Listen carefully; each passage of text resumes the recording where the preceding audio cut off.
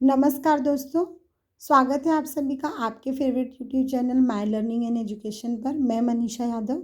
आज हम सीखने वाले हैं exercise number 37, standard 7th, Maharashtra state board. Chapter का नाम है direct proportion and indirect proportion. तो सबसे पहले हम चैप्टर स्टार्ट करने से पहले समझ लेते हैं कि डायरेक्ट प्रपोर्शन और इनडायरेक्ट प्रपोर्शन होता क्या है। तो डायरेक्ट प्रपोर्शन का मतलब क्या होता है? Quantity and cost. अभी फिलहाल हम क्या सीखने जा रहे हैं? Direct proportion.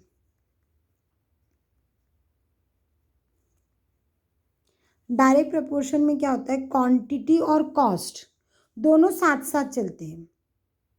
जैसे अगर मैंने कहा कि एक पेन है जिसका कॉस्ट 10 रुपीज़ है, ओके। तो अगर मैं आपसे बोलूँगी कि मुझे 2 पेन लेना है तो कॉस्ट कितना होगा?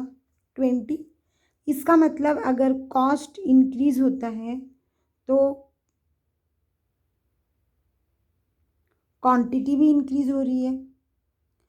अगर क्वांटिटी डिक्रीज हो रही है तो कॉस्ट भी डिक्रीज होगा। यस और नो? जैसे 2 पेन का कॉस्ट है 20 रुपीज़, 1 पेन का कॉस्ट है 10 रुपीज़। जब क्वांटिटी इंक्रीज हो रही है कॉस्ट भी इंक्रीज हो रहा है, क्वांटिटी डिक्रीज हो रही है तो कॉस्ट भी डिक्रीज हो रहा है। आप ये एरो मार्क से समझ सकते हैं। क्वांटिटी इंक्रीज होगी कॉस्ट इंक्रीज होगा, क्वांटिटी डिक्रीज होगी तो कॉस्ट भी डिक्रीज होगा। अब जब भी क्वेश्चन में आएगा तो सबसे पहले आपको पहचानना है कि वो डायरेक्ट प्रपोर्शन है या इनडायरेक्ट प्रपोर्शन है। इनडायरेक्ट प्रपोर्शन को इन्वर्स प्रपोर्शन भी कहते हैं। इसके बारे में हम नेक्स्ट वीडियो में सीखेंगे। अभी फ़िलहाल हम ध्यान देंगे डायरेक्ट प्रपोर्शन पे। Quantity and cost. Quantity increase होगी तो कॉस्ट भी इंक्रीज होगा, कॉस्ट डिक्रीज होगा तो क्वांटिटी भी डिक्रीज होगी, ओके। अब हम लोग एक्सरसाइज नंबर 37 स्टार्ट करते हैं। क्वेश्चन नंबर 1 है। आप अपने सामने नोटबुक और अपनी टेक्स्ट बुक सामने रखिए।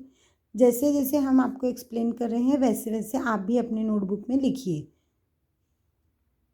तो पहला क्वेश्चन है, if 7 kg onions cost 140 rupees, so how much we have to pay for 12 kg onions.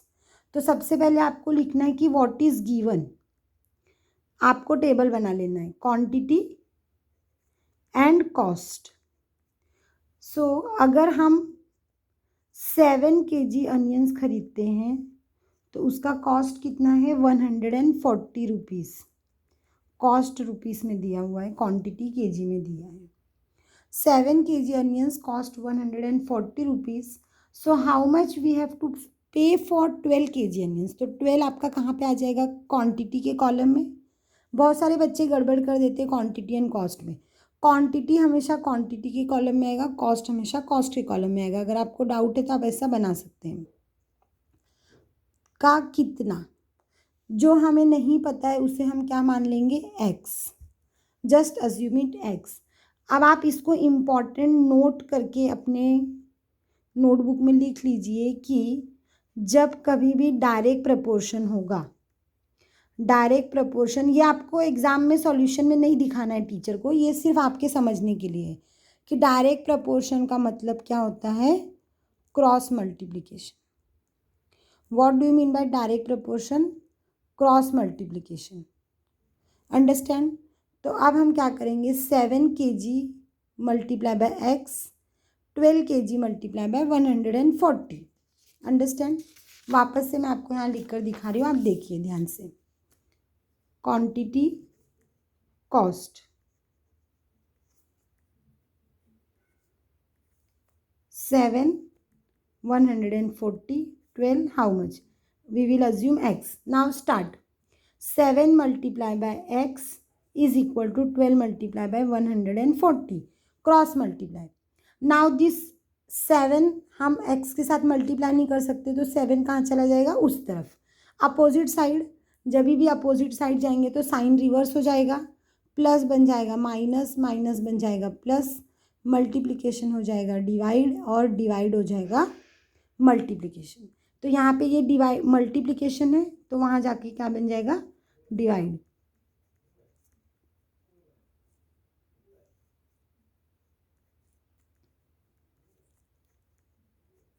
7 1 जा 7, 7 2 जा 14, एक 0,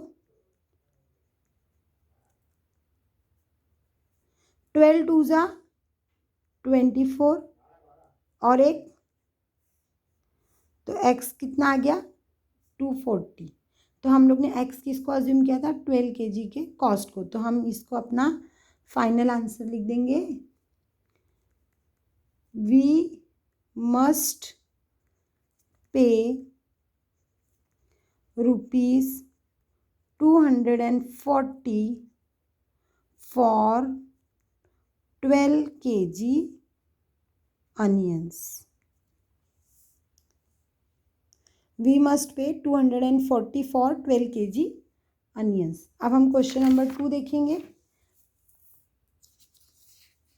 If 600 rupees buy 15 bunches of feed, how many will 1280 rupees will buy? Question number 2, सबसे पहले आप क्या बनाएंगे टेबल में क्या होगा क्वांटिटी एंड कॉस्ट। यहाँ पे क्या बताया गया है 600 rupees by 15 bunches of feed. यहाँ पे 15 बंचेस ये हमारी क्वांटिटी है और कॉस्ट क्या है 600 rupees.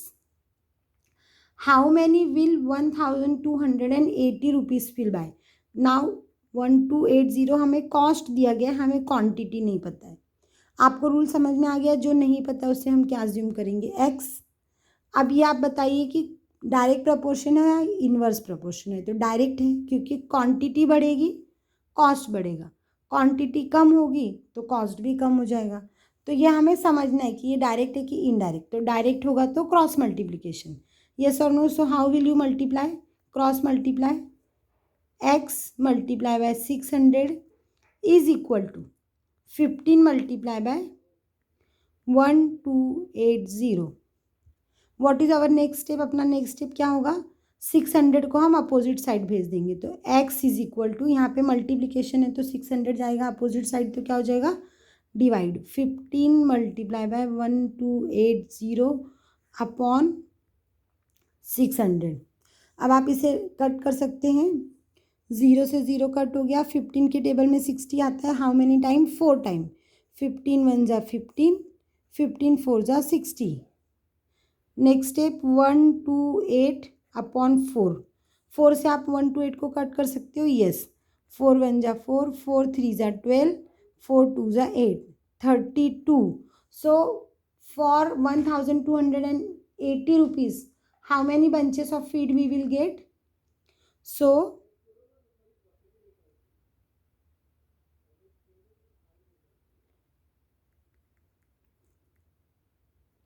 we will buy 32 bunches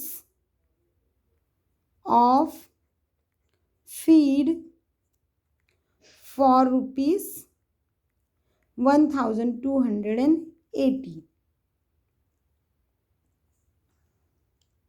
अब हम चलते हैं क्वेश्चन नंबर 3 की तरफ। क्वेश्चन नंबर 3 आप देखिए,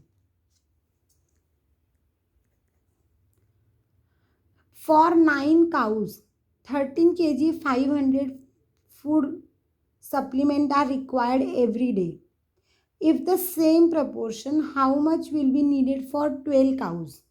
ठीक है, अब देखिए क्वांटिटी एंड सेकेंड क्या बनेगा हमारा नंबर ऑफ काउज। समझ में आ रहा है आपको question number 3। For 9 cows, 9 cows के लिए हमें कितना क्वांटिटी लग रहा है फूड का 13 kg 500 ग्राम। तो अगर सेम प्रपोर्शन है, सब food supplement required every day, if the same proportion how much will be needed for 12 cows.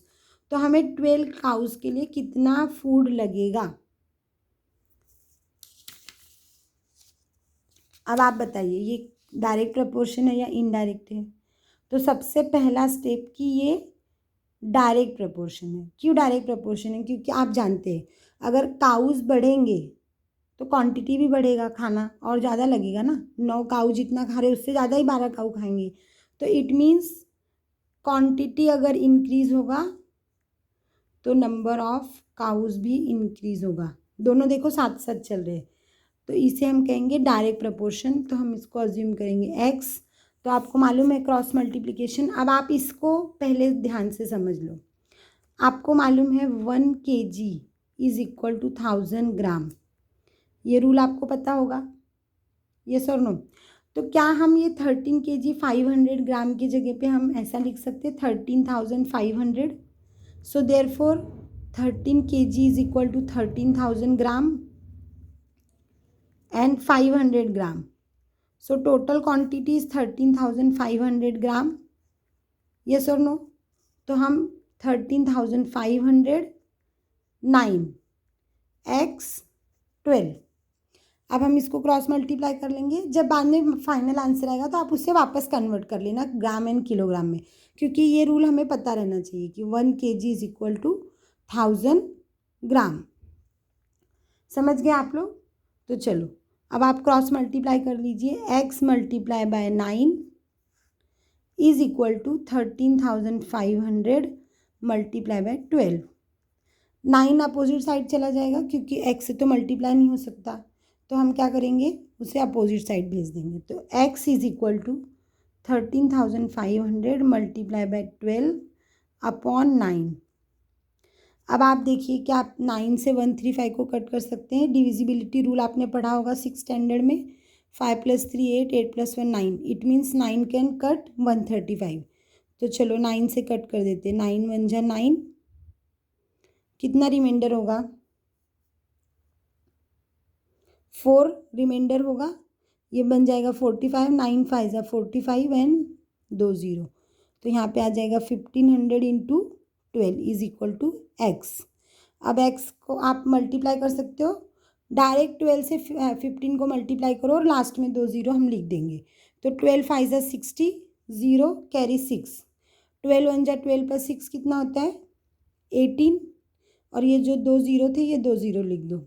तो क्या आ गया आपका x is equal to 18,000। Yes और नो? 18,000 ग्राम। अब आप इसे कन्वर्ट कर सकते हो। Yes, 1 kg is equal to 1000 gram. So therefore 18,000 gram is equal to 18 kilogram. So for 12 cows, how much food supplement we require? We require 18 kg. Understand? अगर आपको नहीं समझ में आया है तो आप वीडियो को पॉज कीजिए, वापस से देखिए, आप समझ जाएंगे। ठीक है। क्वेश्चन नंबर 4 अब हम स्टार्ट करते हैं।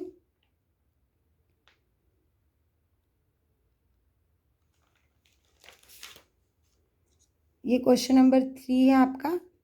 आप बाद में फाइनल आंसर लिख दीजिए कि 12 cows will need 18 kg food supplement. Understand?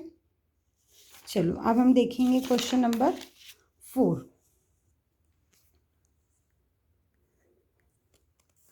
The cost of 12 quintals of soybean is 16,000 rupees. Again cost and quantity, cost and quantity. आप क्वांटिटी एंड कॉस्ट भी लिख सकते हैं जैसा आपको अच्छा लगे। So the cost of 12 quintals, यहाँ पे क्वांटिटी किस में दी गई है? क्विंटल्स में दी गई। कोई बात नहीं, केजी में हो क्विंटल्स में, उससे हमें कोई प्रॉब्लम नहीं।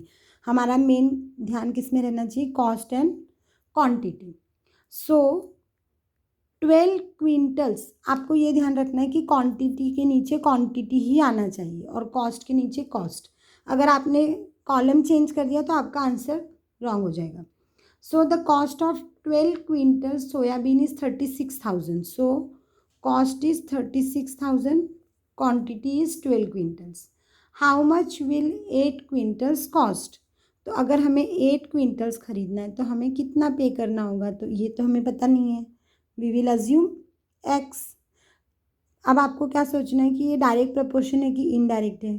तो अगर कॉस्ट इंक्रीज होगा तो क्वांटिटी भी इंक्रीज होगी, क्वांटिटी डिक्रीज होगी तो कॉस्ट भी डिक्रीज होगा। यस और नो? तो ये कौन सा प्रपोर्शन है? Direct proportion. डायरेक्ट प्रपोर्शन में हम क्या करते हैं? Cross multiply. ये आपको ध्यान रखना, लिखना नहीं है सॉल्यूशन में। ओके, तो अब हम नेक्स्ट स्टेप में क्या करेंगे, cross multiply, x multiply by 12 is equal to 36,000 multiply by 8। What is our next step, ये 12 को हम अपोजिट साइड भेज देंगे, अपोजिट साइड जाएंगे तो ये देखिए यहाँ पे मल्टीप्लिकेशन है, वहाँ जाके क्या बन जाएगा, divide. So x is equal to 36,000 into 8 upon 12। 12 के टेबल में 36 आता है, यस 3 टाइम, 12 1 जा 12, 12 3 जा 6, so x is equal to 3000 into 8। Now how will you multiply, 8 का टेबल 3 टाइम पढ़ो और 3 0 लास्ट में लिख दो। सो 8 3 जा 24 और 1 2 3, 1 2 3। So what is the cost of 8 quintals soybean. So आप अपना फाइनल आंसर लिख देंगे। So the cost of 8 quintals soybean is equal to ₹24,000। Understand. चलो अब क्वेश्चन नंबर 5 देख लेते हैं हम और देन वी विल स्टॉप। ये हमारा एक्सरसाइज नंबर 37 है। Okay, 2 mobiles cost 16,000 rupees. Again cost and quantity, तो आप पहले लिख देंगे क्वांटिटी और लिख देंगे कॉस्ट। यहाँ पे क्या है, मोबाइल है, ठीक है। सो 2 mobiles, it means 2 quantity, 2 mobiles cost 16,000 rupees.